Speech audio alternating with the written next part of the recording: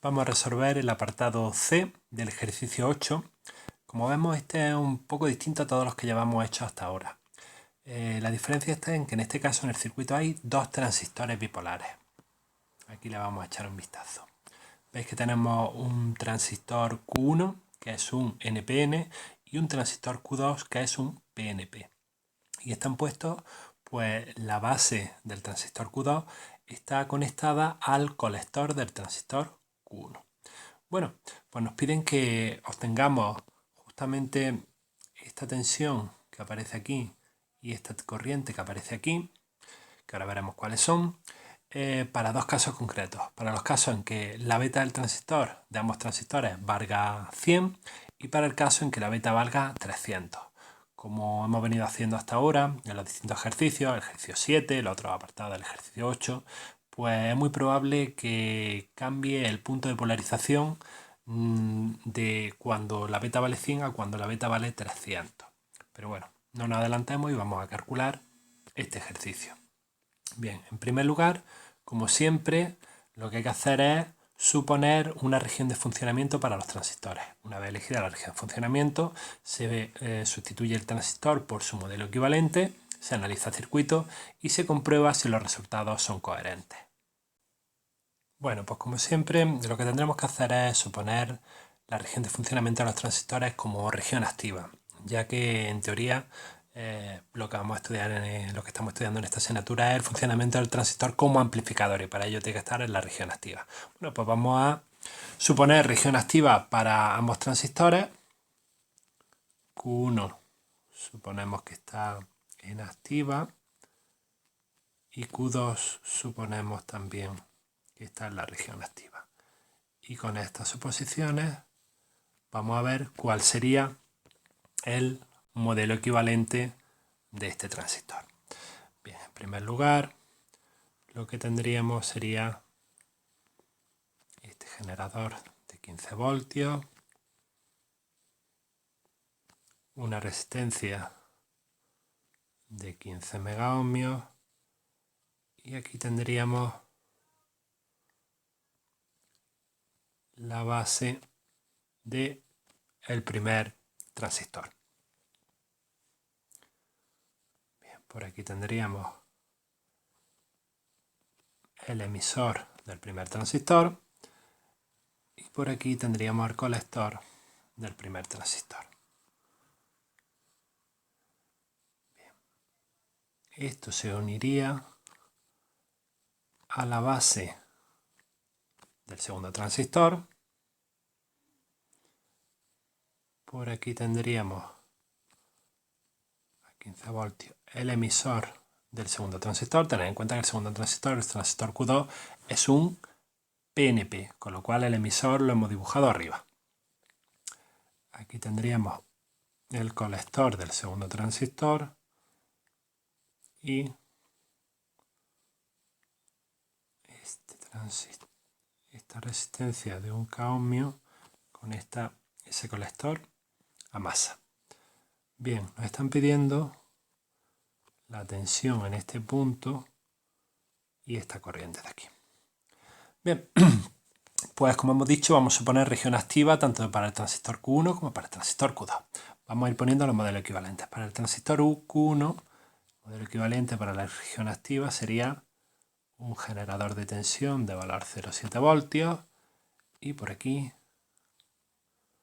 un generador de corriente de valor beta, corriente de base 1, siendo la corriente de base esta corriente de base del transistor 1. Bien, eso por un lado, para el transistor 1. Para el transistor 2, pues también hemos supuesto región activa, pero en este caso es un PNP, con lo cual el modelo equivalente sería este generador de tensión de valor 0,7 voltios y aquí en el colector un generador de corriente de valor beta, corriente de base 2, es decir, la corriente de base que sale de nuestro transistor PNP. Bien, este sería nuestro circuito equivalente con los modelos equivalentes, suponiendo región activa para ambos transistores. Pues bien, una vez dibujado el modelo equivalente, vamos a resolver las distintas corrientes y tensiones. Bueno, fijaros, lo primero que necesitamos, como siempre, para calcular en el transistor 1 la corriente de colector, bueno, pues en este caso vamos a necesitar primero calcular la corriente de base en el transistor 1. A partir de eso, obtendremos la corriente del colector en el transistor 1. A partir de eso, sabremos la tensión colector-emisor. Y así podremos ver si está en la región activa. Pero además, a partir de la corriente de colector del transistor 1, vamos a ver que esta corriente de colector es la corriente de base del transistor 2. A partir de esa corriente de base del transistor 2 podremos calcular la corriente de colector del transistor 2 y con eso la tensión colector-emisor del transistor 2. Aquí es la del 1. Y así veremos también si estamos realmente en la región activa. Pues bien, ese será el procedimiento a seguir. Vamos a empezar con el transistor 1. ¿Cuál sería la corriente de base del transistor 1? Es decir, esta de aquí. ¿Quién impone esa corriente de base? Bueno, pues como siempre, hay varios ejercicios parecidos a la relación de ejercicios. El emisor del transistor 1 lo tenemos conectado directamente a masa, por lo que aquí hay 0 voltios. Si aquí hay 0 voltios, ¿cuánto hay en la base del transistor 1? Pues tenemos este generador de tensión de valor 0,7 voltios, por lo tanto en ese punto hay 0,7 voltios. Bien, ¿quién impone la corriente de base del transistor 1? Pues justamente esta resistencia. Según la ley de Ohm, en este terminal de la resistencia hay 15 voltios, en este otro hay 0,7, por lo tanto podemos calcular la corriente de base 1 como 15 menos 0,7 partido al valor de la resistencia, que es 15 megaohmios. Bien, pues este valor de corriente es 0,9533 microamperios. Bien, pues ese es el valor de la corriente de base del primer transistor. ¿Cuál será la corriente de colector del primer transistor? Bueno, pues corriente colector 1, como siempre, es beta por la corriente de base del transistor 1. En este caso, 100 por 0,9533 microamperios, es decir, 95,33 microamperios. Bien, ya tenemos la corriente de colector del transistor 1. En este punto ya podríamos calcular la tensión colector-emisor del transistor 1. Vamos a ver, tensión colector-emisor del transistor 1. ¿Cuál sería? Bueno, pues la tensión del colector menos la tensión del emisor. ¿Cuál es la tensión del colector? La tensión que hay justo en este punto. ¿Y la tensión del emisor? La tensión del emisor es 0. Ya lo hemos visto antes. Esto es 0. Por lo tanto, la tensión colector-emisor es directamente la tensión del colector de ese transistor 1. ¿Qué tensión hay en este punto? Pues bien, eso va a depender justamente del transistor 2, como vemos aquí. Bueno, pues siguiendo este camino, si aquí hay 15 voltios y en la base hay 0,7 menos, quiere decir que en este punto hay 15 menos 0,7 voltios. Pero ojo, la base del transistor 2, justamente el colector, está unido directamente al colector del transistor 1. Por lo tanto,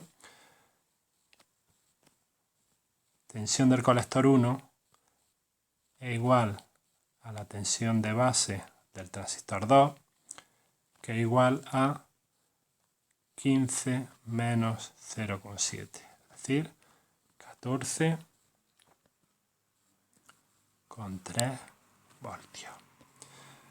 Bien, hemos acertado en la suposición de que el transistor 1 estaría en la región activa, estando el transistor 2 también en la región activa. Ojo, todo depende, uno depende del otro. Bueno, pues por un lado la corriente de base es mayor que 0. Por lo tanto, sí podemos estar en la región activa. Y por otro lado, la tensión colector-emisor es mayor de 0,2 voltios.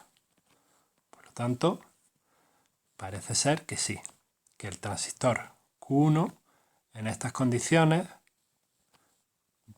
parece que sí está en la región activa. Bueno, pues vamos a continuar. Ahora tendremos que hacer el cálculo a partir de esto para el transistor Q2. Vamos a ver, para Q2, ¿qué tenemos? Pues resulta que la corriente de base del transistor 2 es justamente, fijaros, la corriente de base, que como es un PNP, está saliendo de la base, esa corriente justamente, la que va por aquí, es justamente la corriente de colector del transistor 1. Por lo tanto, corriente de base del transistor 2 es corriente de colector del transistor 1. ¿Qué la habíamos calculado aquí? Aquí la tenemos. 95,33 microamperios. 95,33 microamperios. ¿Y la corriente de colector del transistor 2? Pues como siempre hemos supuesto región activa, con lo cual es beta por la corriente de base. Es decir, en este caso, 9,533 miliamperios. Y la tensión colector-emisor del transistor 2, es decir, tensión colector del transistor 2 menos tensión emisor del transistor 2. ¿Cuál será? Bueno, pues vamos a ver. La tensión del emisor del transistor 2 es 15 voltios, con lo cual tensión de emisor es directamente 15 voltios. Y la tensión de colector, es decir, la tensión en este punto. ¿Qué tensión tenemos en este punto? Pues la está imponiendo esta resistencia de aquí. Es decir, la corriente que circula por esa resistencia, que es justamente la tensión, la corriente de colector del transistor 2 por la resistencia de un K. Es decir, esto es justamente corriente de colector 2 por un K. Bueno, pues esto nos da 9,533 menos 15. Es decir, menos 5,466 voltios. Bien, entonces a partir de esto podemos comprobar que el transistor 2 también está en la región activa como habíamos supuesto. En primer lugar, la corriente de base del transistor 2 es mayor que 0, pues efectivamente la tenemos aquí y es mayor que 0. Y la tensión colector-emisor del transistor 2, como es un PNP, la condición era que fuese menor de menos 0,2 voltios, ¿se cumple? Efectivamente, se cumple. Por lo tanto, se cumplen las condiciones de que el transistor Q1 esté en activa, el transistor Q2 también esté en activa. Y la tensión que nos pedían y la corriente que nos pedían era justamente esta tensión. ¿Qué tensión es esta? Pues justamente la tensión que hemos calculado antes, la tensión del colector 2, la tensión que cae en esta resistencia. Esa tensión la tenemos aquí calculada. Justamente esta, que es la tensión que cae en la resistencia de un K. Por tanto, la tensión que nos piden, esa V que nos piden, es 9,533 voltios. Y la corriente que nos están pidiendo, esta de aquí, es justamente la corriente de colector, la que hemos calculado como corriente de colector 2. Por lo tanto, esa corriente que nos piden es esta de aquí. 9,533 miliamperios. Bien, ya hemos resuelto este apartado para beta igual a 100. Para beta igual a 100, ambos transistores se encuentran en la región activa. Pues bien, vamos a resolver el mismo ejercicio para beta igual a 300. Para beta igual a 300, cogemos y realizamos la misma suposición, es decir, Q1 en activa, Q2 en activa, y vemos si para beta igual a 300 se siguen cumpliendo esas condiciones. Bueno, para beta igual a 300 vemos que la corriente de base del transistor 1 no influye para nada a la beta, igual que ocurría en otros casos, con lo cual la corriente de base del transistor 1 sigue siendo, como habíamos visto, 0,2 9533 microamperios. Y vimos que después de todo esto, la corriente de colector 1 es beta por esa corriente de base 1 y por otro lado la corriente de colector 2 es beta por corriente de base 2, que es la corriente de colector 1, con lo cual a fin de cuentas vemos que la corriente de colector 2 no es más que beta por la corriente de base 1. Bien, si hacemos este cálculo nos sale 85,8 miliamperios. La corriente de colector 2 es 85,8 miliamperios. Vamos a hacer la comprobación rápida para ver si estos transistores estarían los dos en la región activa. En principio, el primero no tendría por qué tener problemas de estar en la región activa porque vemos que la tensión colector-emisor siempre es la tensión del colector 1 menos la tensión del emisor 1. La tensión del emisor 1 es 0 y la tensión del colector 1 es la tensión de la base del transistor 2 y es siempre, fijaros, 15 menos 0,7. No influye para nada el valor de beta. Por lo tanto es 14,3 y está en la región activa. Por lo tanto el transistor 1 no tendría por qué tener problemas. Debería estar siempre en la región activa. Pero el problema va a estar en el transistor 2. Vamos a ver ahora con esta corriente colector 2 cuál es la tensión colector-emisor del transistor 2. Es decir, tensión de colector del transistor 2 menos tensión del emisor del transistor 2. La tensión del emisor del transistor 2 es 15 voltios. Ya lo hemos visto. Justamente esta de aquí. Pero ahora, ¿cuál es la tensión del colector? Pues la imponía esta resistencia de 1K y era la corriente de colector por 1K. Es decir, esto es corriente de colector 2 por 1 kiloohmio. Antes la corriente de colector 2 era pequeñita, pero ahora cuando beta vale 300, eso ha aumentado bastante. Por lo tanto, ahora tenemos aquí que la corriente de colector 2 es 85,8 miliamperios por 1K, 85,8 voltios, menos 15 voltios, nos queda un total de 70,8 voltios. ¿La tensión colector-emisor del transistor 2 es menor de menos 0,2 voltios? Pues no, vemos que no se cumple, con lo cual esto quiere decir que no estamos en la región activa. Q2, por lo pronto, no está en la región activa. Bueno, pues lo que tendríamos que hacer es suponer que Q1 sí está en la región activa, pero Q2 se ha ido a la región de saturación. Porque Q1, como hemos visto antes, sí es más probable que siga en la región activa, porque su tensión colector-emisor sí se mantiene en superior a 0,2 voltios. Bueno, ¿cuál es el cambio suponiendo Q2 en saturación? Bueno, pues el modelo equivalente apenas varía. Si recordáis, la única diferencia de un transistor de la región activa a un transistor de la región de saturación es que en lugar de haber un generador de corriente por controlador por corriente, lo que tenemos aquí es un generador de tensión de 0,2 voltios. ¿Vale? Entonces, en ese caso, a la salida de ese circuito lo que tendremos es un generador de valor de 0,2 voltios, la resistencia de 1K conectado a masa. Aquí está ese valor V que nos piden y esta es la corriente I que nos piden. Bien, pues eso es el único cálculo distinto, diferente, que tendríamos que hacer. Bueno, pues vamos a realizar los cálculos.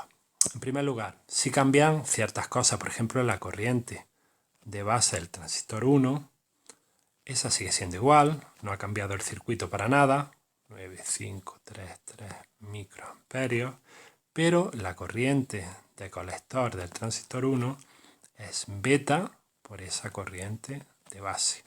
Ahora beta vale 300, con lo cual esto nos da 286 microamperios. La corriente de base del transistor 2, como hemos visto, es igual a la corriente del colector del transistor 1, es decir, estos 286 microamperios, y la corriente de colector del transistor 2, ¿cuánto es? Es decir, esta corriente que va por aquí. Bueno, pues igual que siempre tenemos 15 voltios menos los 0,2 de este generador de tensión. Eso sería la tensión que hay en este punto. Y la corriente que circula es esa tensión partido la resistencia de un K. Como siempre, cuando estamos en saturación, es esta resistencia la que impone la corriente de colector. Por lo tanto, esto sería 15 menos 0,2 partido por 1 kilo ohmio. Es decir, 14,8 miliamperios. Pues bien, ya tendríamos prácticamente todos los resultados que nos piden. La corriente, esa que nos piden, esa corriente I que nos están pidiendo, es justamente estos 14,8 miliamperios. La tensión V que nos están pidiendo es la tensión que hay en este punto, que es justamente 15 menos 0,2, es decir, 14,8 voltios. Pero esto solo es válido si comprobamos que se cumplen las condiciones, es decir, Q2 está realmente en saturación. Bueno, para que Q2 esté en saturación, ya sabéis, hay que comprobar las condiciones. ¿Y esas condiciones cuáles son? Por un lado, que la corriente de base sea mayor que 0, se cumple, aquí la tenemos, la corriente de base del transistor 2 es mayor que 0, y por otro lado, que beta por la corriente de base del transistor 2 sea mayor que la corriente del colector del transistor 2. ¿Se cumple? Pues efectivamente, beta por la corriente de base del transistor 2 ya la habíamos calculado antes, valía 85,8 miliamperios, y la corriente de colector del transistor 2, que la acabamos de calcular, es 14,8 miliamperios. Con lo cual también se cumple esa suposición, y eso quiere decir que hemos acertado que Q2 está en saturación y Q1 estaba en la región activa. Bueno, pues ya hemos resuelto el ejercicio.